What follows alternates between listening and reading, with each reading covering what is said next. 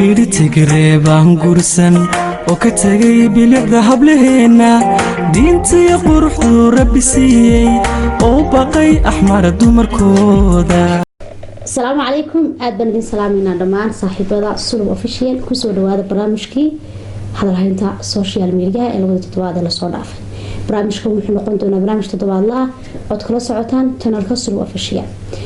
صاحبة هرين وجه أدو مهسيهين صاحبة عصر محنا نسو دوادة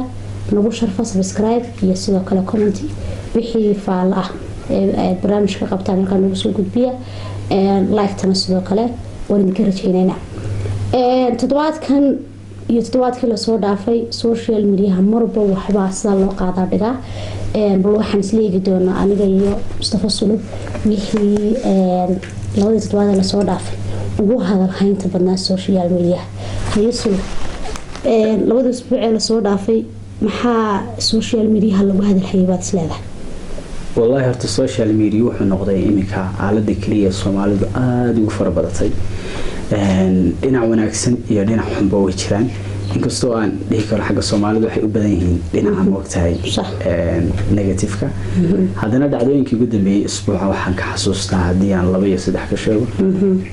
برامج كتيرة دام ضل كان درس كنا إثيوبيا أي قلالة سياسية وكذا dad badan oo dalka deganaansho ama dalka lahaaba ay moogtay dalka ka hayaamin marka Soomaalidu waxa isla dhexmariyay Tigreega hablaha Tigreega waa social media aad loogu hadalhay ha intii ugu dambeysay aad loo dareemay in gabdhaha Tigreega lagu hadalhay gabdhaha Soomaalida arrinka ka xumaadeen wiilashu waxay mar walba macnaha waxay sameeyeen isbarbardhig waxay ku sameeyeen hablaha Soomaaliyeed iyo sidoo kale hablaha Tigreega maxaad isleedahay isbarbardhigaas way keenaysaa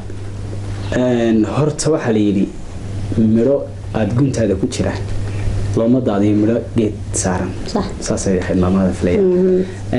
hablaheena Soomaaliyeed ee runtii aadka u quruxda badan ee sharafta leh in macnaha la barbardhigo habla yar oo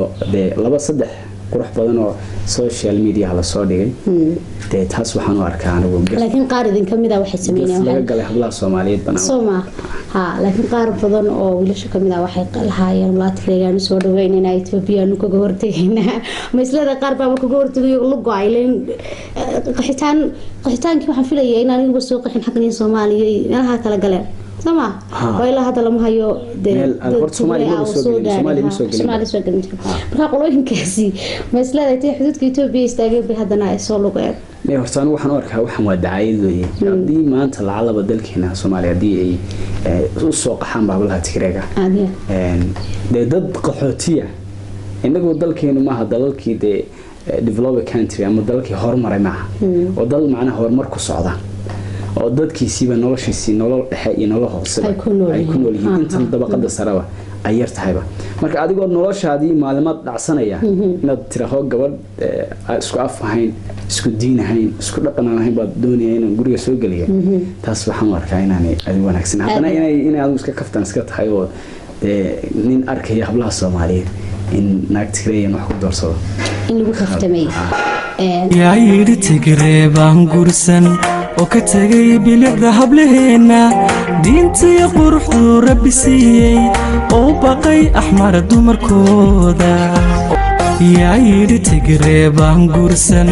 oo ka tegay bilicda hablaheena diintii quruxdu rabbi siiyey oo baqay axmar dumarkooda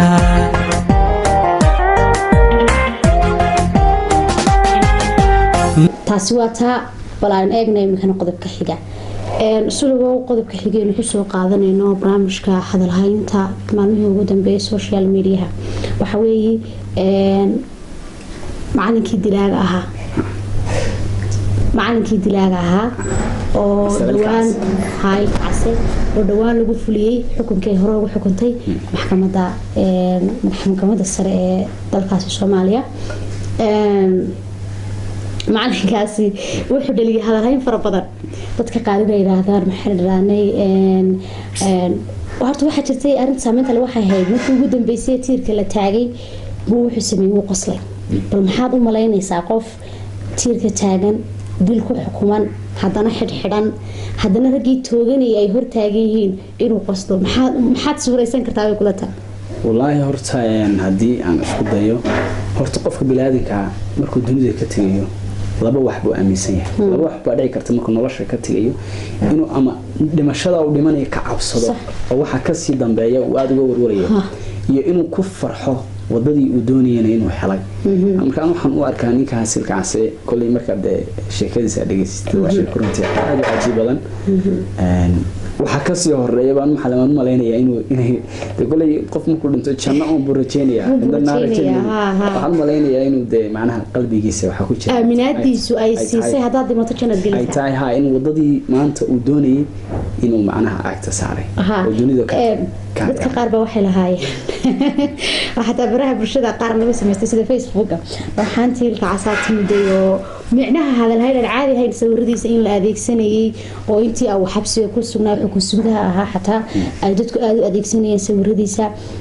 markii dambe uu dhintayna la leeyahay waxaantii waanahay caynkana dhacday sawirada wali la adeegsanayo arrinkaas maxaa adigu ka leedahay ka suubahan sidoo aragtaa ordayinku markii hore bulshada wax ku lahaa saameyn ku lahaa nin macallin oo ahaa nin bulshada badan ay ku xidhneen baa nin haddana aftaan waa oo runtii sawirada xitaa laga qaadanayay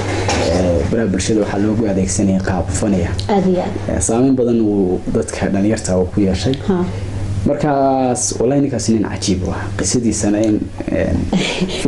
anigu waxaan isiri bas walbo malaa waxaan wacnaan lahayd ninka qisadiisa in documentary intoo laga qoro dabeetana film documentary laga sameeyo xataa dad waxa jiray lahaa in la dilaamaha boonin in maskaxdiisa laga adeegsado maskaxdiisa macnaha laga faa'iideysto wacnayd dadka qaar waxay lahaayeen teamkii uu ka tirsanaa intii uu noolaa buu maxaan raadaanay looga adeegsan lahaa si iyaga loogu cirib tiro maadaama dhibaatooyin badan Soomaaliya ka geystaan in isaga looga faa'iideysto loo adeegsado waxyaabahaas oo dhan dadku aragti ahaan lahaayeen qodobkaas wuxuu ka mid horta wuxuu aaminsan yahay isaga u taala anagu wixii intii yaradaan ku aragnay dhaqdhaqaaqa social media hum banaan ku yara qiimeeyna laakiin shakhsiyan waxa uu aaminsanaa iyo dariiqadu ku toosnaa wuxuu isaga aaminsanaa isaga u taala qof kastana Ilaahay baa xisaabinaya aad iyo aad qodobkaas wuxuu ka mid ahaa barnaamijka hadalhaynta social media ee labada toddobaad ugu dambeeyay waxa kaloo daawadayaal jirtay inuu toddobaadkii ugu dambeeyay qarax ka dhacay magaalada Muqdisho kaasoo ku dhintay dhalinyaro fara badan oo isaguna aad qulubta dadka Soomaaliyeed oo qaraxaasi dhalinyaradii ku dhimatay ay saameyn ugu yeesheen waan ka tacsiinaa eheladii ay ka dhinteen iyo guud ahaan Soomaalida oo dhan aad baan uga tacsiinaa waxaan Ilaahay uga rajeynaa inuu Ilaahay u naxariisto kale dadka waxyaabaha sameeyaa waa dad la marin habaabiyay qofka fikirkiisa hadii la bedelo wax walba uu sameyn karaa ma ogtahay marka waxaan rajeynaa inuu Ilaahay dariiqa xaq aatuso intii dhimatay Ilaahay u naxariisto inta nool Ilaahay dhibaatada ka saaro sidoo kale insha Allah waxaan guud ahaan dalkeena u rajeynaynaa in Ilaahay subhanahu wa ta'ala nabadii uu ku soo dabaalo xamarna si gaar ah waxaan ugu rajeynayaa in Ilaahay dhibaatooyinka Ilaahay inuu ka dulqaado oo ka dhigo magaalo runtii aad nabadeeda u sareyso aad bad mahadsantihiin waxaan intaas ku soo gabagabeynaynaa barnaamijkii dhacdooyinka usbuuca khaasatan hadalhaynta social media waxaan idin socodsiinayay Mustafa Sulub iyo aniga waan Sadex Daawid waxaan idin ka tegaynaa salaam calaykum